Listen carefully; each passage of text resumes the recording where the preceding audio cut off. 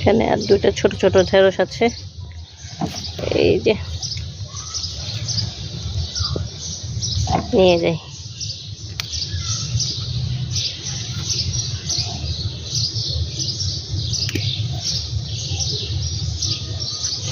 তখন দেখা যাবে।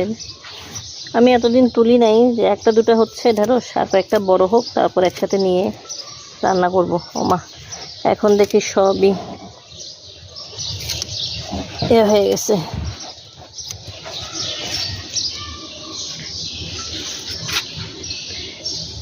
এখান থেকেও কিছু তুলে নিই।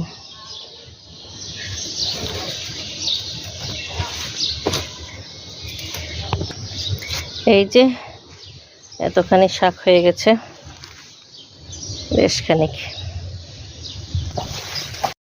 এখানে কয়েকটা কুমড়া গাছের পাতাও নিয়ে নিলাম, একসাথে ভাজি করে ফেলবো। পরবর্তীতে এগুলো খাওয়া যাবে না, এটা রশি দিয়ে বিকেল দিকে বেঁধে চালের দিকে তুলে দিব। দেখি, আমাদের এখানে আবার কোনো লতানো গাছ এগুলো করা নিষেধ, মানে শুধু ফল গাছ লাগাতে পারবে। ফল গাছে ফল, এর চাইতে বরং এগুলো লাগালেই তো ভালো। অদ্ভুত অদ্ভুত সিস্টেম সব।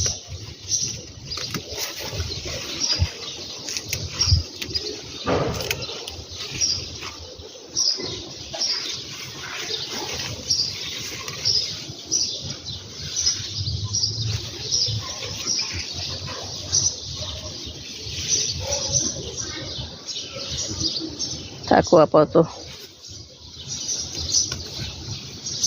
এই যে এবার পেয়ারার আলহামদুলিল্লাহ সেট হয়ে গেছে দুইটা। এখানে একটু উপর দিকে উঠলে এগুলো সবকে ছাঁটাই করে করে ছোট করে রাখবো। এই যে এখানে দুটা, এখানে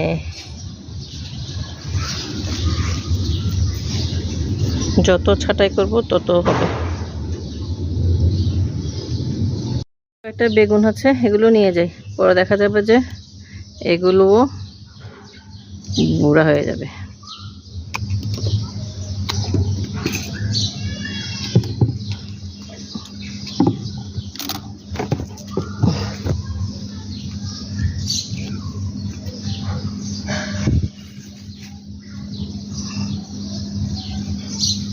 এই যে